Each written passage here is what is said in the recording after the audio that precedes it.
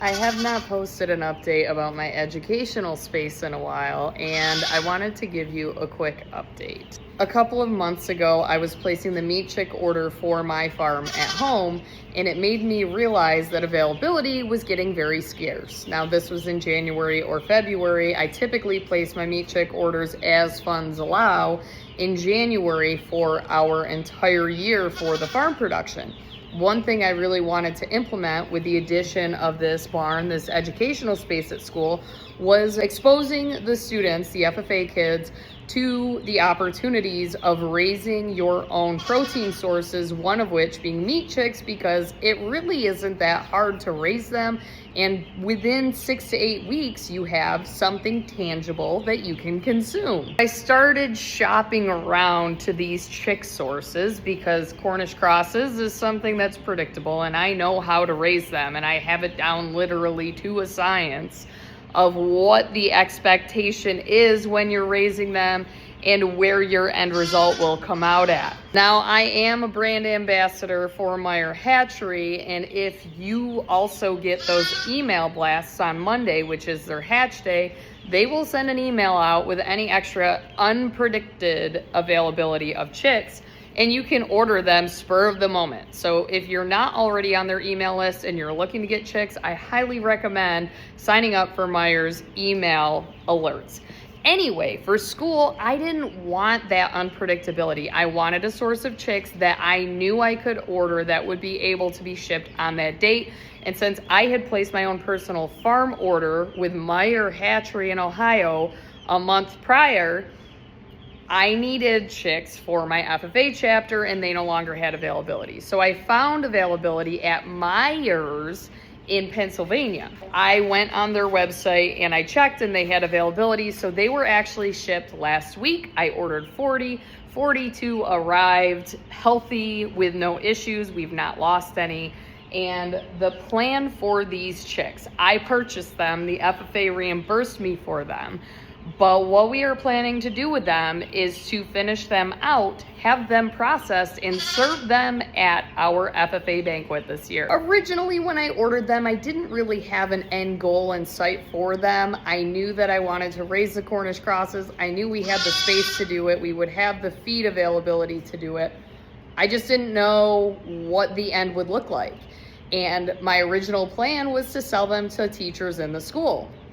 The more I got to thinking about it, the FFA banquet will occur in June. All I have to do is find somebody to process them.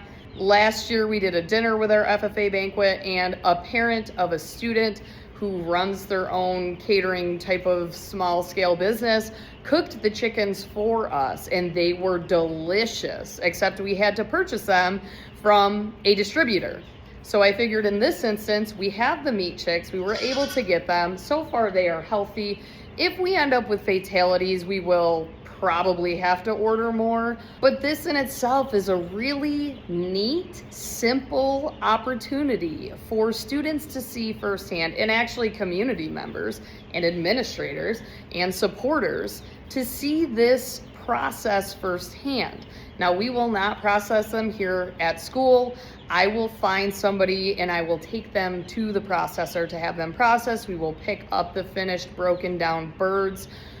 Because New York State has laws against that, I would probably lose my teaching license if I tried to process them here on school property.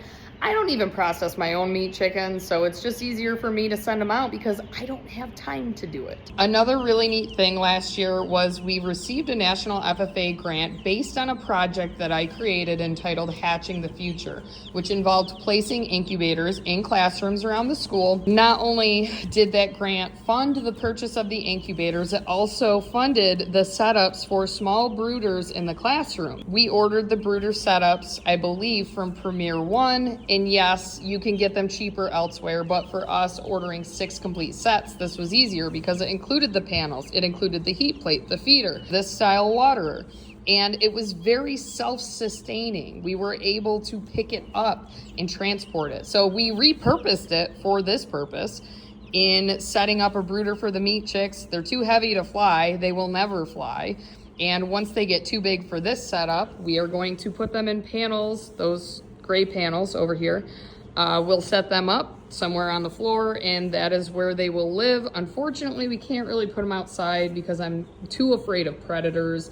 I don't think here at the school we have a lot of creeks around here, a lot of potential predators and wildlife. I just don't want to take that risk. I will do my best to continue to provide updates on our school batch of meat chicks. I don't really have time to do the ag facts of the day, which I mentioned in my video last week, but I will do my best to provide updates on these chicks. In addition, we do have lamb visitors on the regular. These are bottle lambs from my sheep at home.